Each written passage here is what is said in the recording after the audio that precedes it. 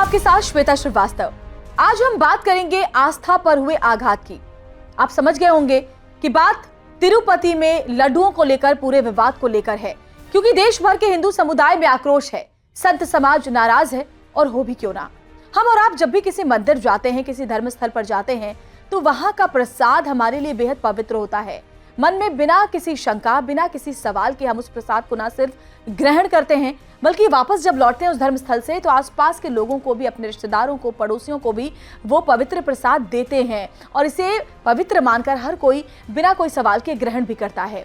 लेकिन जो रिपोर्ट सामने आई है तिरुपति के लड्डुओं को लेकर, अब वो आस्था पर कुठाराघात नहीं तो और क्या है। क्योंकि जरा सोचिए, जिस लड्डू को हम पवित्र समझकर भगवान वेंकटेश्वर को भोग लगाते हैं, जिस लड्डू को हम पवित्र प्रसाद समझकर ग्रहण करते हैं, अगर उसमें यह पता चले कि उसमें जानवर की चर्बी मिली हुई है, मछली का तेल मिला हुआ है, तो कैसा महसूस होगा। कुछ वही आज देश का हिंदू समुदाय का हर शख्स महसूस कर रहा है।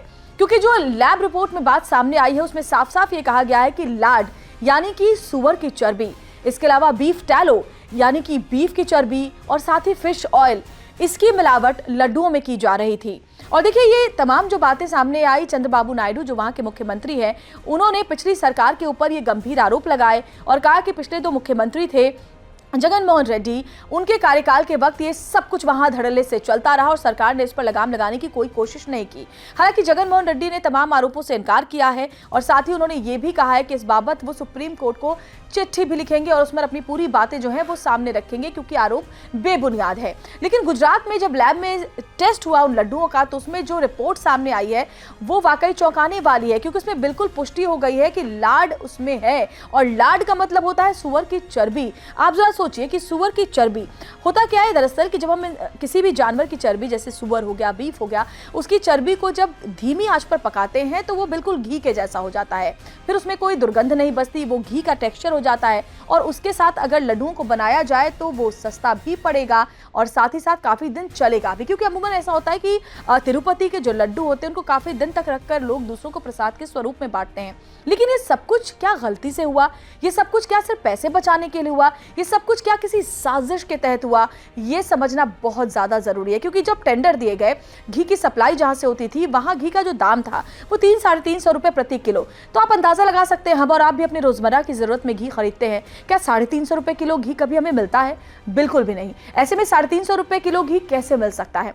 लेकिन सबसे बड़ी बात यह है कि देखिए, खराब होना या उसकी क्वालिटी में खराबी होना एक अलग बात है, लेकिन जानवरों की चर्बी का प्रसाद में मिलना वो सीधे सीधे आस्था पर एक बहुत बड़ी चोट है। बहरहाल सुप्रीम कोर्ट ये मामला चल जा चुका है, याचिका लगाई गई है इसको लेकर के, और साथ ही साथ केंद्र सरकार ने भी इस पर जांच की बात कह दी है। अब बहुत जरूरी है कि जल्द से जल्द, अगर ऐसा जरा भी हुआ है, तो उन सभी आरोपियों पर सख्त से सख्त एक्शन हो जिन्होंने ये काम किया है। क्योंकि आपको याद होगा, राम मंदिर के निर्माण के वक्त भी ये लड्डू भेजे गए थे और संत समाज के तमाम लोगों ने इसे ग्रहण किया था प्रसाद के तौर पर। ऐसे में बहुत जरूरी है कि जल्द से जल्द पूरी सच्चाई सामने आए और आरोपियों पर कड़ी से कड़ी कार्रवाई हो।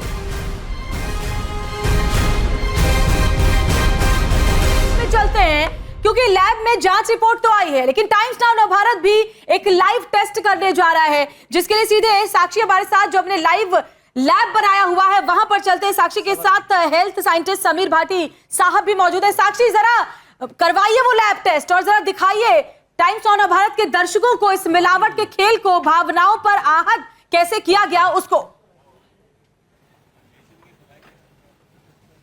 बिल्कुल श्वेता, आस्था और शुद्धता का प्रतीक होता है, गारंटी होता है एक धर्मस्थल, और वहां पर ही जब ऐसी मिलावट की खबरें सामने आती हैं तो बेहद चिंताजनक हो जाता है। ऐसे में तमाम जो लोग हैं जो ये प्रसाद ग्रहण करते हैं वो फिलहाल चिंता में आ गए हैं कि कैसे हम ये प्रसाद ग्रहण करें, कि मिलावट की खबरें सामने आ रही है। Health expert doctor Sameer Bhati हमारे साथ में मौजूद है। सबसे पहले तो बहुत बहुत स्वागत है आपको। मैं यहाँ पर दिखा दूं, शुद्ध घी रखा है, लड्डू रखे हैं जो कि प्रसाद के तौर पर वितरित किए जाते हैं, मछली के तेल की कैप्सूल्स यहाँ पर रखी है, जिसका यहाँ पर बताया गया रिपोर्ट में। रिपोर्ट मेरे हाथ में है, डॉक्टर भाटी के पास में भी रिपोर्ट है। रिपोर्ट में बड़ा खुलासा, लाड जो कि सुअर की चर्बी और साथ साथ में बीफ टैलो और फिश ऑयल। गंभीर आरोप, कैसे टेस्टिंग होती है और कैसे ये पता चलता है, शुद्धता का कैसे पता चलता है? डॉक्टर भाटी, सबसे पहले तो ये जानना चाहेंगे। बिल्कुल, देखिए, जब किसी भी तरह की मिलावट की हम बात करते हैं तो उसके लिए पहले कुछ बेसिक सी जांच की जाती है, जिसको हम रैपिड टेस्टिंग कहते हैं।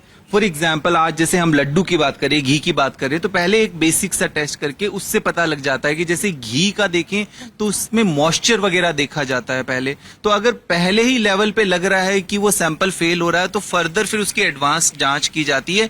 घी में जैसे ज्यादातर सबसे ज्यादा फूड टेस्टिंग लेबोरेटरी में देखा जाता है कि कई तरह के ऑयल्स और दूसरे मिला दिए जाते हैं। आमतौर पे तो जैसे हम वनस्पति घी की बात करते थे वो मिला देते थे, पर यहां पर जैसा हम इस रिपोर्ट की बात कर रहे हैं, इस रिपोर्ट में आप देखेंगे खासतौर पे एक एस वैल्यू दी गई है। तो जो ये एस वैल्यू है ये फैट को रिप्रेजेंट करती है। अब फैट भी किस तरह का है कि कई तरह के फैट होते हैं, तो खास तौर पे इस वैल्यू में देखेंगे आपका कि इसमें जो टेबल दूसरी दी गई है उस टेबल के अंदर पूरा दर्शाया गया है कि कौन कौन से फैट इसके अंदर मिले हैं, जिसमें सोयाबीन, सनफ्लावर, ये तो चलिए हम आम बात कर ही लें, बट जो खास तौर पे फिश ऑयल इसमें दिया गया है। और इसके अलावा बीफ टैलो करके अगर जो दिया गया है, बीफ का जो फैट है, या फिर लार्ड, बेसिकली हम बात करते हैं पिग की, तो पिग का फैट, तो वो इसमें एक संभावना जता गई है। कितनी मात्रा में इसका उपयोग किया गया है लड्डुओं के इंग्रेडिएंट्स में? हाँ, तो देखिए पहले लेवल पे, ये सेकंड लेवल पे ये पता लग गया कि ये मिला है। अब इसकी कितनी मात्रा उसको फर्दर और डिटेल में टेस्ट किया जाता है। साक्षी जरा समीर जी से बोलिए कि अगर कोई एक्सपेरिमेंट करके दिखा सके कि किस तरीके से पता लगता है, क्या होता है, कैसे टेस्ट होता है, जरा कुछ ये बिल्कुल राकेश, ये पहली बार है यहाँ पर सारा एक्सपेरिमेंट का सामान यहाँ पर रखा है, और ये पहली बार होगा जब इस रिपोर्ट के आने के बाद किसी नेशनल टीवी चैनल पर हम इस तरीके का टेस्ट करके बताएंगे जहां पर लड्डुओं में कितनी मात्रा में इन सभी सामग्रियों का इस्तेमाल किया गया है, जो कि हम जिक्र कर रहे हैं, लार्ड और बीफ टैलो और फिश ऑयल पता चला है। डॉक्टर भाटी, एक बार मैं चाहूंगी कि आप अपनी टीम से यहाँ पर टेस्ट करके जरूर दिखाएं कि कैसे ये टेस्टिंग होती है और कैसे पता चलता है कि क्या कुछ इंग्रेडिएंट्स है लड्डू। बिल्कुल बिल्कुल, जैसा हम बता रहे हैं कि यहाँ पर आपको एक सैंपल दिखाया जा रहा है कि बेसिक पहले हमें पता लग जाता है कि अडल्ट्रेशन है, मिलावट है, उसके बाद उसकी आगे जांच की जाती है एफएसआई द्वारा। तो बेसिक में जैसे अभी टेक्नीशियन वो आपको बताएंगे कि किस तरह से हम सैंपल लेते हैं, क्योंकि अभी हम घी की बात कर रहे हैं यहाँ पे, और इसका घी का इस्तेमाल लड्डू के अंदर किया जाता है। तो घी का हम सैंपल लेके फिर इसको, तो आप एक बार इसको टेस्ट ट्यूब में डाल के एक बार इसका दिखा सकते हैं। जैसे घी का जो भी हमारे पास सैंपल आया, जहां से जो भी आपका जिसमें भी डाउट लग रहा है वो प्रोडक्ट हमारे पास आ गया। घी का आने के बाद इस तरह का कुछ हम ये पिपेट से सैंपल लेते हैं, वो सैंपल कलेक्ट करने के बाद हम आगे उस जार के अंदर डालेंगे, और कुछ हमारे पास केमिकल्स होते हैं। यहाँ पर चर्बी भी हमने मंगवाई है, क्योंकि टेस्टिंग हम बाकायदा करके बताना चाहते हैं दर्शकों को कि कैसे आखिरकार घी की टेस्टिंग होती है, जिससे ये पता चलता है कि घी में चर्बी का उपयोग किया गया है। ये पता कैसे लगाया जाए जो चर्बी यहाँ पर रखी है कि घी में मौजूद है, ये टेस्टिंग पूरी कैसे की जाती है, एक बार आप ये भी सरल भाषा में दर्शकों को बताइए। बिल्कुल, देखिए दर्शकों को सरल भाषा में, तो इसके लिए हमें चर्बी की आवश्यकता जरूरत नहीं पड़ेगी, क्योंकि ऑलरेडी एक टेबल बना हुआ आता है, ऑलरेडी वो फिक्स्ड चीजें हैं कि ये अगर आ रहा है, ये रेंज आ रही है, तो ये मिलावट हो सकती है। उसके लिए आपको सैंपल की, जैसे घी में हम बात करें तो कई बार कई तरह के ऑयल होते हैं जिनकी मिलावट की जाती है। जैसे इसमें अगर ऑलिव ऑयल भी लिखा गया है, तो ऑलिव ऑयल को वैसे हम पकाते नहीं है, उसको हम ज्यादातर टॉपिंग्स के लिए यूज करते हैं। पर अगर ऑलिव ऑयल को घी के अंदर मिला दिया गया तो कई बार वो वैसे भी उसके कई तरह के हेल्थ हार्मफुल इफेक्ट होते हैं। जैसे कि हम घी टेस्टिंग की बात करें तो बेसिक लेवल पे जैसे घी टेस्टिंग के लिए तो इस तरह से सैंपल आता है, और उसको इस तरह से हमारी टेस्ट ट्यूब में, जार में उसको डाला जाता है, और फर्दर कुछ हमारे केमिकल्स होते हैं, रीएजेंट्स होते हैं, जो उसके अंदर दोबारा से ऐड किए जाते हैं। तो पहले लेवल पर हम देखते हैं कि कहीं वो टेस्टिंग जो आपका सैंपल है वो फेल हुआ है कि नहीं। उसके बाद उसमें फिर डिफरेंट चीजें, ऐसा नहीं है कि हम सारी चीजें एक बार में टेस्ट करेंगे जिसका डाउट हो रहा है, पर घी के अंदर आमतौर पे फैट का टेस्ट किया जाता है, किस तरह के फैट की मिलावट है। जैसे इस रिपोर्ट में भी दर्शाया गया है कि इसमें कई तरह के फैट दिखाए जा रहे हैं।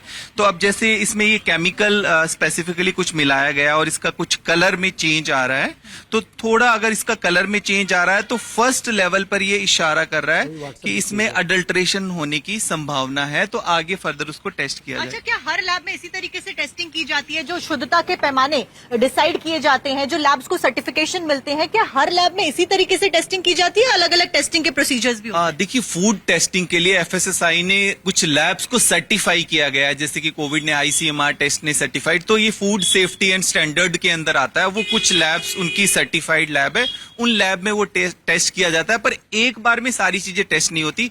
पहले फर्स्ट लेवल पे वो सैंपल होता है, फिर उसके बाद फर्दर उसके अंदर और बारीकी से जांच की जाती है। जैसे कि फिलहाल इस इसका फर्स्ट लेवल का टेस्ट हुआ होगा, जो भी आप लड्डू की बात कर रहे हैं, फिर उसके बाद उसका नेक्स्ट लेवल का टेस्ट हुआ।